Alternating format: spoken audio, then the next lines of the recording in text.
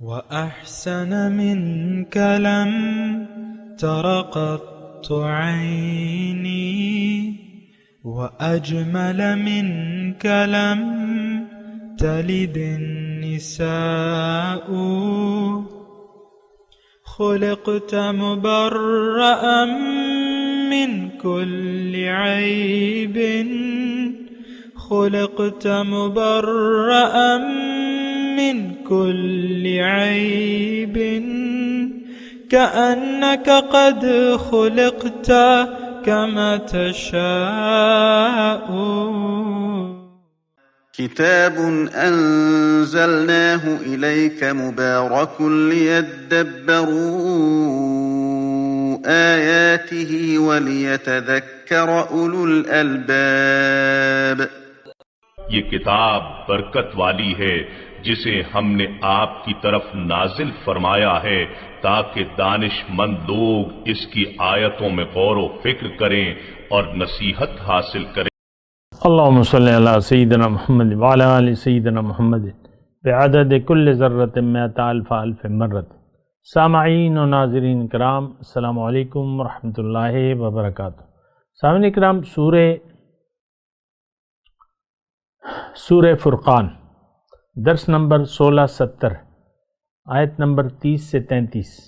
آج کا موضوع: کیا ہم نے قرآن پاک بطور کتاب ہدایت ترک کر دیا ہے؟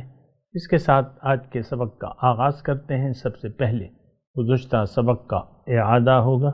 اعوذ باللہ من الشیطان الرجیم. پناہ مانگتا ہوں میں اللہ کی شیطان مردود سے. بسم اللہ الرحمن الرحیم.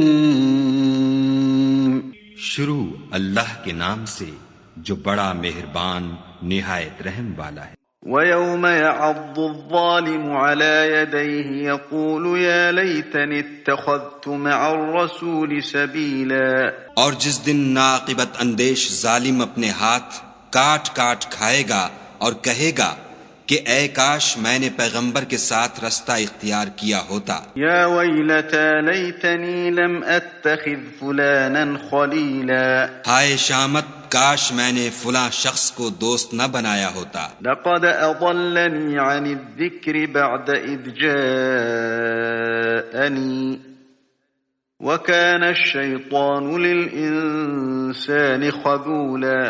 اس نے مجھ کو کتاب نصیحت کے میرے پاس آنے کے بعد بہکا دیا، اور شیطان انسان کو وقت پر دغا دینے والا ہے. سامعین کرام، سورہ فرقان آیت نمبر 30. وقال الرسول یا رب ان قوم اتخذوا هذا القرآن مہجورا. اور رسول کہیں گے اے میرے رب، بے شک میری قوم نے اس قرآن کو نظر انداز کر دیا تھا، یعنی چھوڑ دیا تھا. سامعین کرام، رسول شکوہ کریں گے اللہ سے کہ یہ میری قوم. آپ نے دیکھا نا، مسلمان قوم یعنی ہمارے بارے میں ہم نہیں تو کون. تو دیکھیں، اصل میں تو واقعہ یہ ہے کہ ہم نے قرآن کو نظر انداز کر دیا ہے. دیکھیں، قرآن حضور صلی اللہ علیہ وسلم کا فرمان ذیشان ہے کہ ان اللہ یرفع بہذا الکتاب اقواما ویدعو بہا آخرین. اللہ تعالیٰ اس قرآن کے ذریعے ایک قوم کو بلند کرے گا اور دوسری کو ذلیل کرے گا.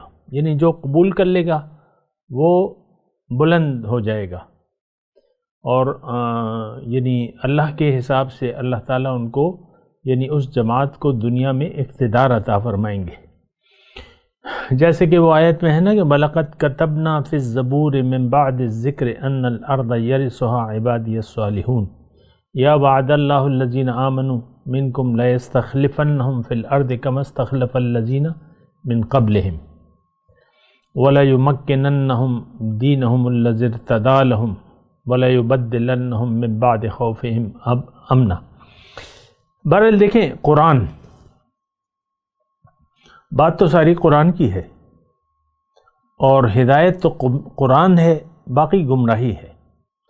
اگر آپ نے ایک بات، ایک جملہ ذرا نوٹ فرما لیں، اللہ تعالیٰ کی توفیق سے میں کہہ رہا ہوں کہ اگر آپ قرآن کو نظر انداز کر کے زندگی گزار رہے ہیں تو آپ گمراہ ہیں۔ لیکن سیدھا راستہ ہمیں قرآن بتاتا ہے، ان ھذا القرآن یہدی للتی ہی اقوم، قرآن وہ راستہ بتاتا ہے جو سب سے زیادہ سیدھا ہے۔ اب ہم لوگ جو ہیں، ہم نے قرآن کو تو نظر انداز کر دیا ہے، یا مہجورہ کا لفظ آیا ہے، یعنی دور کر دیا ہے۔ ابھی ہم نے پڑھا تھا وَيَقُولُونَ حِجْرًا مَحْجُورًا، تو یہ ذرا اس میں تنوع ہے، اس کے معنی میں ایک مطلب ترک کرنا، نظر انداز کرنا، ترک کرنا، یا نشانہ مذاق بنا لینا۔ مثال کے طور پہ ایک ڈاکٹر ہے، ایک بیمار کو وہ ایک نسخہ لکھ کے دیتا ہے اور وہ بیمار اس نسخے کے مطابق دوائیاں نہیں لیتا، پرہیز بھی نہیں کرتا، نہ دوائیاں کھاتا ہے، بلکہ وہ نسخے کو صبح و شام اس کو تلاوت شروع کر دیتا ہے۔ 3 ٹائم لگا لیں، 3 ٹائم کی دوائی ہے اور 3 ٹائم جو ہے وہ نسخہ اٹھا کے پڑھنے لگتا ہے اور بس پھر وہ بند کر کے رکھ دیتا ہے۔ بالکل تقریباً ایسا ہی ہمارا یعنی سلوک ہے قرآن کے ساتھ کہ ہم نے آج قرآن کو صرف ناظرہ تلاوت کے لیے رکھ دیا ہے۔ تلاوت بھی نہیں ہے، لیکن جو بھی ہے، میں یہ نہیں کہہ رہا، لیکن ہم صرف ایک یعنی مبارک کتاب برکت کے لیے پڑھی جاتی ہے، مردے کو بخشوانے کے لیے آپ پڑھتے ہیں، دلہن کی رخصتی کے وقت آپ استعمال کرتے ہیں، اور قسم کھانے کے لیے عدالت میں آپ کو جج صاحب قسم کھلوا دیتے ہیں، یا آپ جو بھی ہوتا ہے مفادات آپ کے، تو آپ جو ہے اس کی قسم کھا لیتے ہیں۔ دیکھیں یہ ایک نامناسب رویہ ہے، اور اس کا نقصان ہمیں ہے، کسی اور کو نہیں ہے۔ اگر قرآن کو ہم لے لیں گے تو ہم عزت مند ہو جائیں گے، دنیا میں غالب ہو جائیں گے۔ اگر یہ ایک جماعت لیتی ہے تو وہ غالب ہوگی، یہ اللہ تعالیٰ کا وعدہ ہے۔ اور اگر افراد اس کو قبول کرتے ہیں تو ان کی زندگی میں، ان کی زندگی جو ہے ان کے لیے آسان کر دے گا اللہ تعالیٰ، ان کی تکالیف رفع کر دے گا، ان کو سکون بخشے گا اور اپنی ہدایت کی راہیں کھول دے گا، کیونکہ قرآن تو ہدایت ہی ہے۔ جو قرآن کو قبول کر لیتے ہیں ان کے لیے دنیا میں زندگی گزارنی کوئی مشکل نہیں ہوتی، کوئی پریشانی نہیں ہوتی۔ بہرحال میں قرآن کی بات کر رہا ہوں۔ دیکھیں قرآن کو ہم نے مذاق بنا لیا ہے۔ ایک تو یہ ہے، دیکھیں شروع کہاں سے ہوتی ہے بات، شروع دنیا کے دھوکے سے بات، دنیا کا دھوکہ ہمیں لگ گیا ہے۔ اب اس وقت ہمیں قرآن کی کوئی ضرورت نہیں محسوس ہو رہی، یعنی یہ ایک ایسی واضح بات ہے جس کو آپ خود اس کا تجزیہ کر لیں کہ آیا آج ہم قرآن کی ہدایت کے محتاج ہیں، ہم ضرورت محسوس کر رہے ہیں؟ دیکھیں جب آپ کو بھوک لگتی ہے تو آپ کو بالکل بری طرح احساس ہوتا ہے، جتنا وقت گزرتا رہتا ہے آپ کی بھوک جو ہے بڑھتی رہتی ہے اور آپ کی حالت جو ہے وہ غیر ہوتی رہتی ہے۔ رمضان میں آپ دیکھیں نا آپ کا کیا حال ہو جاتا ہے، 15-16 گھنٹے کا جب روزہ ہوتا ہے تو آپ کا کیا حال ہوتا ہے، سارا دسترخوان افطاری سے بھر دیتے ہیں وغیرہ وغیرہ۔ تو اصل میں تو یہ ہے کہ آپ یعنی دیکھیں میں آسان بات کہہ رہا ہوں، آج مسلمان کو جو برائے نام مسلمان ہے اس کو قرآن کو نظر انداز کر دیا اس نے، اور یہ قرآن کے ساتھ مذاق ہے جو ہم کر رہے ہیں، یہ ایک مذاق ہے کہ بس آپ نے برائے نام طور پہ قرآن آپ دیکھ لیں، قرآن کہیں پر بھی نہیں ہے، ہمارے نصاب تعلیم میں قرآن نہیں ہے، قرآن فہمی نہیں ہے اور ناظرہ بھی نہیں ہے ناظرہ بھی نہیں ہے، یعنی وہ اتنی تکلیف بھی آپ نہیں کرتے کہ بچے کو قرآن پڑھا دیں۔ یہ تو ایکسٹرا بعض اسکول جو ہے ایکسٹرا پیریڈ لیتے ہیں، قرآن ناظرہ کا خاص اہتمام، حفظ قرآن کا خاص اہتمام، اور یہ فلانا اسکول، فلانا انگلش اسکول مع حفظ قرآن مع ناظرہ، یہ تو بعض اسکول جو ہیں وہ رسمی طور پہ والدین چاہتے ہیں کہ میرا بچہ جو ہے قرآن پڑھ لے، لیکن قرآن ہماری زندگی میں نہیں ہے۔ دیکھیں یہ بہت میں ایک نرم انداز سے بات کر رہا ہوں، آپ خود مجھے اس بات کا جواب دیں کہ کیا آج ہم قرآن ہماری زندگی میں شامل ہے، یا ہم قرآن کے مطابق زندگی گزار رہے ہیں، یا ہم قرآن کے بتائے ہوئے راستے پر چل رہے ہیں؟ ان تمام جوابات، یہ تمام جوابات ہمارے جو ہیں یہ نفی میں ہیں، ایسا نہیں ہے۔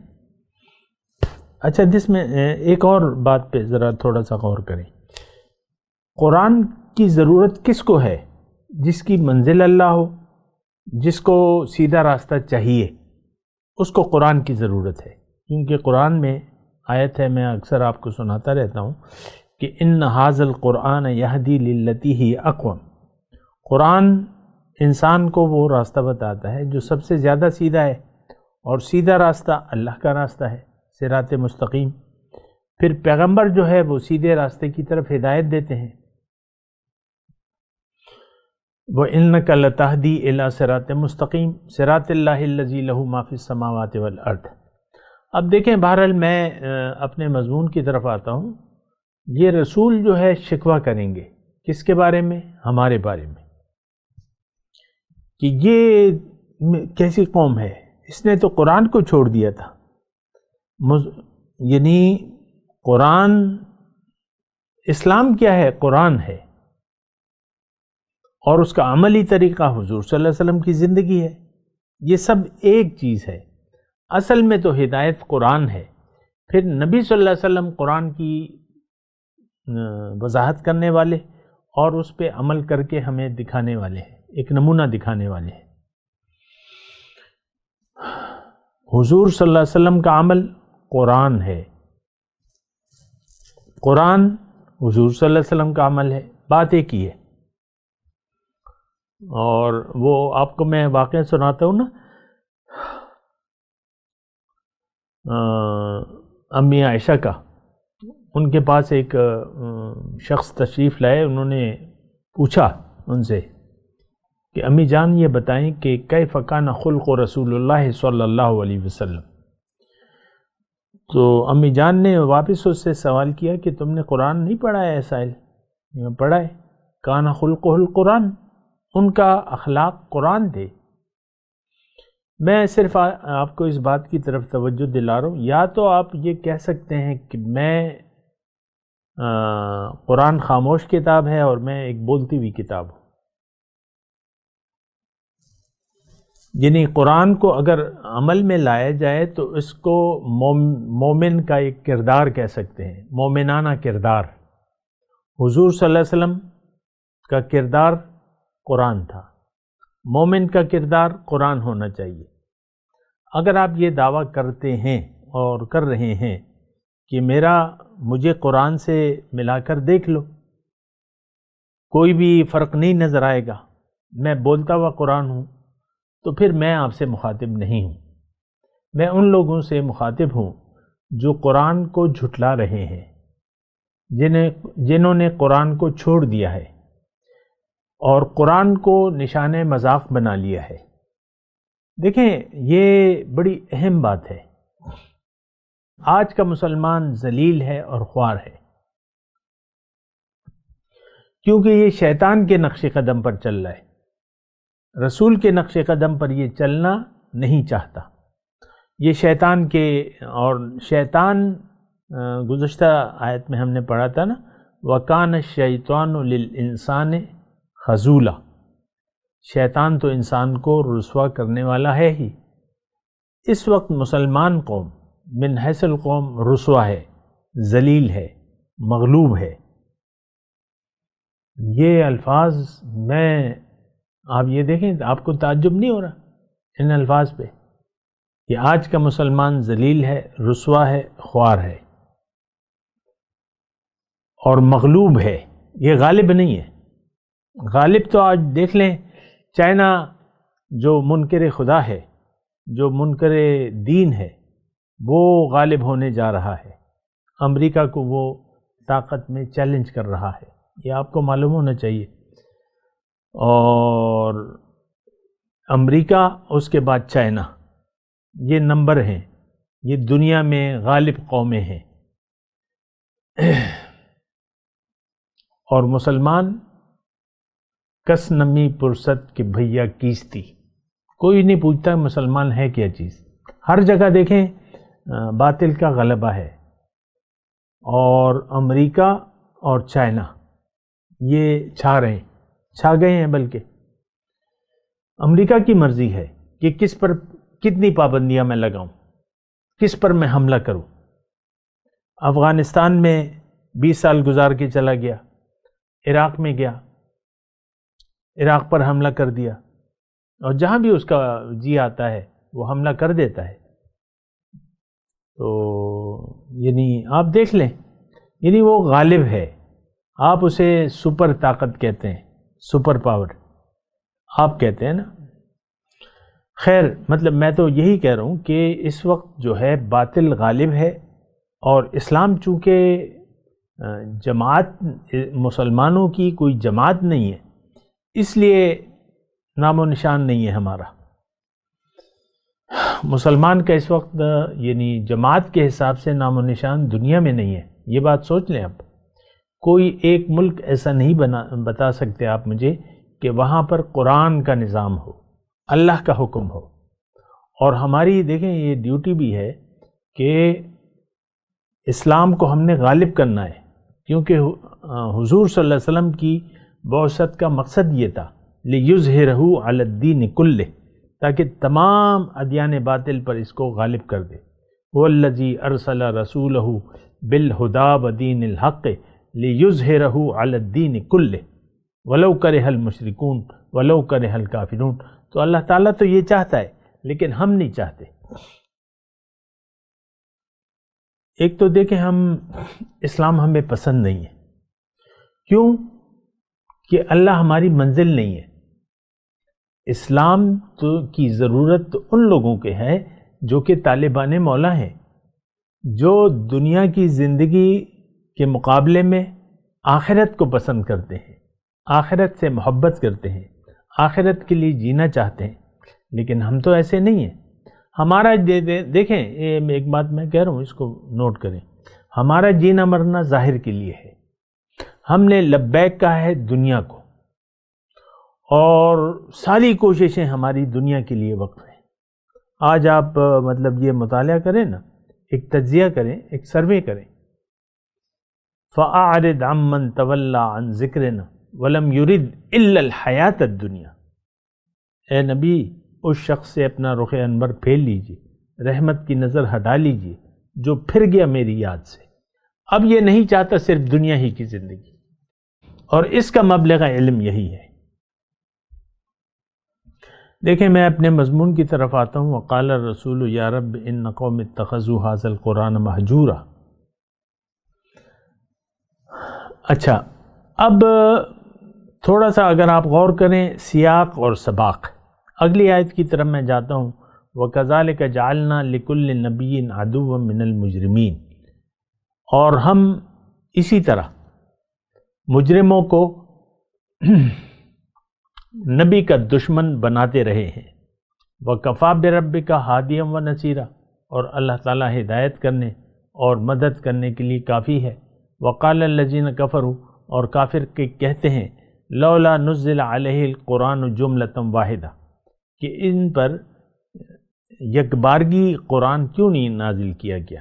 کذالک، اسی طرح اتارا گیا تھا، لنثبت بہ فؤادک، تاکہ ہم آپ کے دل کو اطمینان دے، ورتلناہ ترتیلا، اور ہم نے اسے ٹھہر ٹھہر کر پڑھ سنایا ہے۔ ولا یأتونک بمثل، اور جو انوکھی بات آپ کے سامنے یہ لاتے ہیں، الا جئناک بالحق، تو ہم بھی آپ کو اس کا بہت ٹھیک جواب وَأَحْسَنَ تفسیرا، اور عمدہ حل بتاتے ہیں۔ الذین یحشرون علی وجوہہم جہنم، جو منہ کے بل گھسیٹ کر جہنم میں ڈالے جائیں گے، اولئک شر مکانا، یہی برے لوگ ہیں اور بہت واضل سبیلا، اور بہت ہی بڑے گمراہ ہیں۔ سامعین اکرام، ترجمہ تو میں نے پڑھ دیا ہے، لیکن یہ مضمون آگے پیچھے دیکھیں، یہاں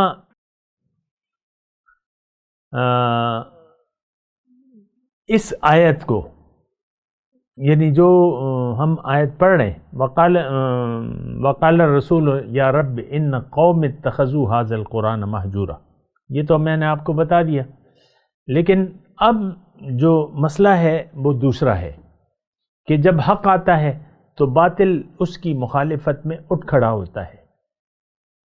حق کی پہچان یہ ہے کہ اس کی مخالفت کی جائے گی، کیونکہ لوگ تو دیکھیں اللہ کو منزل بنانے کے لیے تیار نہیں ہیں، خواہشات نفس کو چھوڑنے کے لیے ہم تیار نہیں ہیں، تو پھر ہم حق کی مخالفت کریں گے، اور جو لوگ بھی حق کو پیش کرتے ہیں ہم اس کے توڑ کے لیے کوششیں کرتے ہیں۔ یعنی حق کی مخالفت حق کی پہچان ہے، یہ نہیں ہے کہ حق آیا اور لوگوں نے حق پہنچانے والے کو ہار پہنائے یا اس پہ پھولوں کی پتیاں نچاور کی۔ ہمیشہ نبی آتا ہے مخالف معاشرے میں اور گمراہ لوگوں کے سامنے اہل حق جو ہے وہ تبلیغ کرتے ہیں، تو بہت سے لوگ اس کو اچھا نہیں سمجھتے۔ آج بھی آپ دیکھ لیں کہ جو حق کی طرف بلانے والے ہیں ان کی کوئی خاص پذیرائی نہیں ہوتی، عام طور پہ لوگ اس کے مخالف ہوتے ہیں، اور یہ قدرتی امر ہے، قدرتی امر ہے کہ حق کی مخالفت کی جائے گی۔ مثال کے طور پہ حضور صلی اللہ علیہ وسلم تشریف لائے، مثال کے طور پہ میں آپ کو عرض کر رہا ہوں، تو 40 سال تک تو لوگ بڑی ان کی آؤ بھگت کرتے رہے، ان کے فیصلوں کو تسلیم کرتے رہے، ان سے اپنے فیصلے بھی کرواتے رہے، پھر ان کے پاس امانتیں بھی رکھواتے رہے، یہاں تک کہ 13 سال حضور صلی اللہ علیہ وسلم پر ان کا بھرپور اعتماد تھا۔ حضور صلی اللہ علیہ وسلم جب جا رہے تھے مدینے ہجرت کر کے، تو حضرت علی کو اپنے پاس جو ہے اپنی جگہ ٹھہرایا کہ بھئی یہ امانتیں ہیں، یہ تم واپس کر دینا، پھر آ جانا ہمارے پاس۔ تو 13 سال اگرچہ وہ مخالفت میں تھے قریش، لیکن اعتماد بھی کرتے تھے۔ اچھا، اب اصل میں دیکھیں مخالفت ہوتی ہے حق کے پیغام کی، یعنی لوگ اس کے عام طور پہ مخالف ہوتے ہیں، حق کی دعوت دینے کو پذیرائی نہیں ملتی، اور اس کے خلاف جو ہے یعنی پھر تحریکیں ہوتی ہیں۔ مثال کے طور پہ آپ دیکھ لیں، حضور صلی اللہ علیہ وسلم نے جب دعوت پیش کی تو رؤسائے مکہ جو ہے انہوں نے مخالفت کا راستہ اختیار کر لیا اور پھر حد سے گزر گئے، نبی کو اور مسلمانوں کو تکلیف دینے میں۔ وہ اس کی تو خیر کوئی حد ہی نہیں ہے، بہرحال انہوں نے ایک تو نہ مانا اور پھر مخالفت کا راستہ اختیار کر لیا، یہاں تک کہ جب نبی صلی اللہ علیہ وسلم مدینے گئے تو انہوں نے تلواریں سونت لیں مسلمانوں کے خلاف۔ جنگ بدر میں آپ دیکھ لیں، یعنی یہ قافلہ جو تھا یہ مکے کا کفار کا، یہ تو قافلے کی حفاظت کے لیے نکلا تھا، یعنی قافلے کی حفاظت کے لیے نکلا تھا، لیکن جب ان کو اطلاع پہنچی کہ بھئی یہ قافلہ بچ کے نکل گیا ہے، تو بعض لوگوں نے کہا کہ بھئی ہمارا تو مقصد پورا ہو گیا، قافلہ حفاظت سے پہنچ گیا ہے، اب ہم واپس چلتے ہیں۔ لیکن ابو جہل پھر اڑ گیا، یہ نہیں، مقابلہ کریں گے۔ تو خیر انہوں نے جو ٹھانی اور پھر منہ کی کھائی، آپ کو معلوم ہے سامنے کرام۔ تو وَكَذَلِكَ جَعَلْنَا لِكُلِّ نَبِيٍّ عَدُوًّا مِّنَ الْمُجْرِمِينَ، یہ الفاظ سے ایسا لگتا ہے کہ اللہ جو ہے دشمن بناتا ہے، نبی کے دشمن بناتا ہے مجرموں میں سے، لیکن ایسی بات نہیں ہے، اللہ نہیں بناتا، بلکہ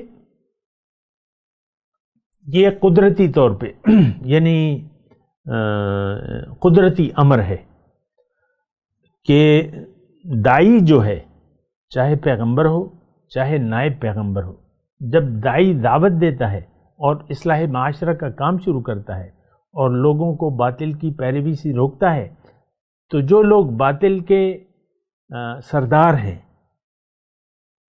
عمرہ طبقہ یا پیسے والے ہیں، تو وہ پھر مخالفت کرتے ہیں، کیونکہ حق کو مان لینے میں انہیں اپنی سرداری پر حرف نظر آتا رہتا ہے۔ عام طور پہ آپ دیکھ لیں، غریب غربا جو ہیں حق کی پیروی کرتے ہیں۔ مکے میں جب حضور صلی اللہ علیہ وسلم تشریف لائے تو قابل ذکر کوئی ایسا نہیں تھا جو ایمان لاتا، حتیٰ کہ حضرت عمر رضی اللہ تعالیٰ عنہ نے اسلام قبول کر لیا، تو وہ ایک نام تھے۔ بہرحال تو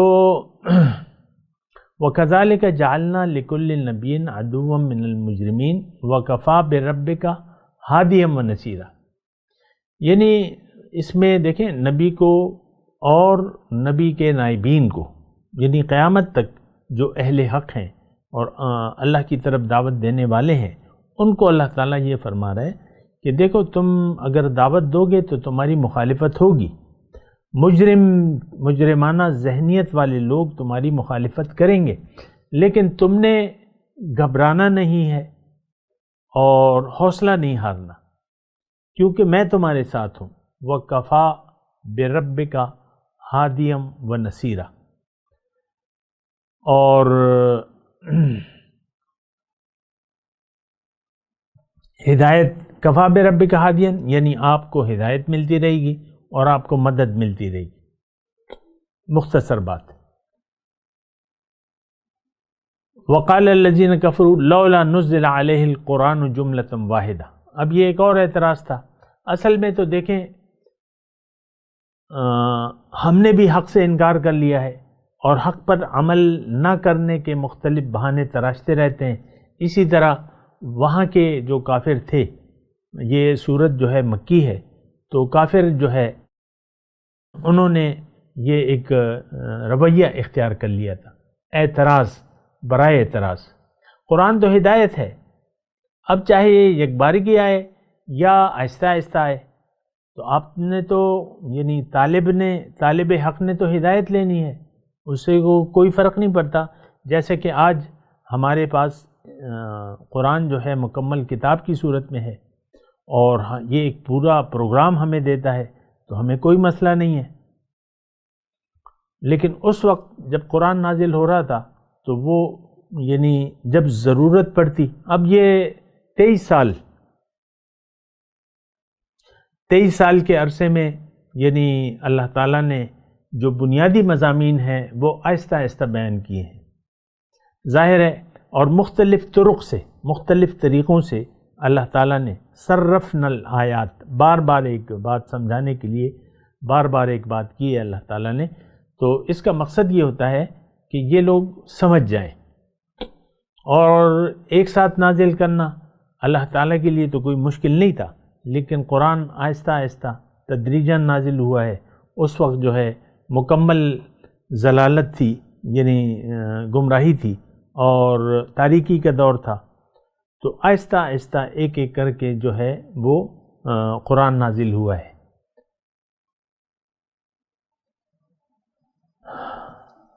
میں تلاوت کرتا ہوں، میرے ساتھ دہرائیے۔ اعوذ باللہ من الشیطان الرجیم، بسم اللہ الرحمن الرحیم۔ وقال الرسول یا رب ان قوم اتخذوا هذا القرآن مہجورا وَكَذَلِكَ جَعَلْنَا لِكُلِّ نَبِيٍّ عَدُوًّا مِّنَ الْمُجْرِمِينَ وَكَفَىٰ بِرَبِّكَ هَادِيًا وَنَصِيرًا وَقَالَ الَّذِينَ كَفَرُوا لَوْلَا نُزِّلَ عَلَيْهِ الْقُرْآنُ جُمْلَةً وَاحِدَةً كَذَلِكَ لِنُثَبِّتَ بِهِ فُؤَادَكَ وَرَتَّلْنَاهُ تَرْتِيلًا وَلَا يَأْتُونَكَ بِمَثَلٍ إِلَّا جِئْنَاكَ بِالْحَقِّ وَأَحْسَنَ تَفْسِيرًا۔ اب ان آیات کی تلاوت اور ترجمہ۔ اعوذ باللہ من الشیطان الرجیم۔ پناہ مانگتا ہوں میں اللہ کی شیطان مردود سے۔ بسم اللہ الرحمن الرحیم۔ شروع اللہ کے نام سے جو بڑا مہربان نہایت رحم والا ہے۔ وقال الرسول يا رب ان قوم اتخذوا هذا القرآن مهجورا۔ اور پیغمبر کہیں گے کہ اے پروردگار میری قوم نے اس قرآن کو چھوڑ رکھا تھا۔ وَكَذَلِكَ جَعَلْنَا لِكُلِّ نَبِيٍّ عَدُوًّا مِّنَ الْمُجْرِمِينَ وَكَفَى بِرَبِّكَ هَادِيًا وَنَصِيرًا۔ اور اسی طرح ہم نے گناہگاروں میں سے ہر پیغمبر کا دشمن بنا دیا، اور تمہارا پروردگار ہدایت دینے اور مدد کرنے کو کافی ہے۔ وقال الذين كفروا لولا نزل عليه القرآن جملة واحدة كذلك لنثبت به فؤادك ورتلناه ترتيلا۔ اور کافر کہتے ہیں کہ اس پر قرآن ایک ہی دفعہ کیوں نہیں اتارا گیا؟ اس طرح آہستہ آہستہ اس لیے اتارا گیا کہ اس سے تمہارے دل کو قائم رکھیں، اور اسی واسطے ہم اس کو ٹھہر ٹھہر کر پڑھتے رہے ہیں۔ ولا يأتونك بمثل إلا جئناك بالحق وأحسن تفسيرا۔ اور یہ لوگ تمہارے پاس جو اعتراض کی بات لاتے ہیں ہم تمہارے پاس اس کا معقول اور خوب مشرح جواب بھیج دیتے ہیں۔ اس کے ساتھ ہی آج کے درس کا وقت اختتام کو پہنچا۔ اگلے درس میں انشاءاللہ ملاقات ہوگی۔ وآخر دعوانا ان الحمد للہ رب العالمین۔ مولاي صل وسلم دائما ابدا على حبيبك خير الخلق كلهم